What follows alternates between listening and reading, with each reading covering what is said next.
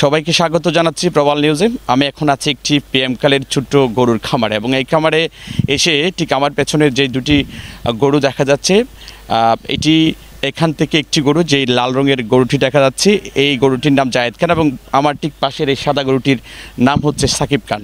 লাল গরুটির নাম জায়েদ খান দেওয়ার কারণ হচ্ছে এই লাল গরুটি অনেকটা উশৃঙ্খল এবং মাঝে মধ্যে ডিগবাজ দেওয়ার চেষ্টা করে, এবং আমার পাশের যেই দবদবে সাদা গরু, এই গরুটিকে সাকিব খান নাম দেওয়ার কারণ হচ্ছে এই গরুটির রং অনেকটা সাদা।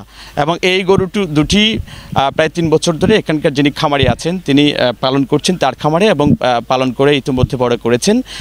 এই যে আসন্ন কুরবানির ঈদে কুরবানির পশুর হাটে নেবার জন্য এই দুটি গরু প্রস্তুত করেছেন, মোটা তাজা করেছেন। এবং যদি বলি, এই গরু দুটির ওজন 14 থেকে 15 মণ এবং গরু দুটির দাম নির্ধারণ করা হয়েছে 8 লাখ থেকে 9 লাখ, এবং এরকম আরও বেশ কয়েকটি গরু এই পিএম কালের মাশাআল্লাহ এগ্রো ফার্মে আমরা দেখতে পেয়েছি প্রায় কুরবানির পশুর হাটে নেবার জন্য প্রস্তুত করা হয়েছে। এবং এই গরুগুলো এখন তাদের যে পরিচর্যা এবং খড় ভুসি খৈল খাইয়ে বড় করার যে প্রক্রিয়া, সেটি এখন পর্যন্ত চলছে এবং কুরবানির হাটে নেবার জন্য এগুলোকে প্রস্তুত করা হচ্ছে।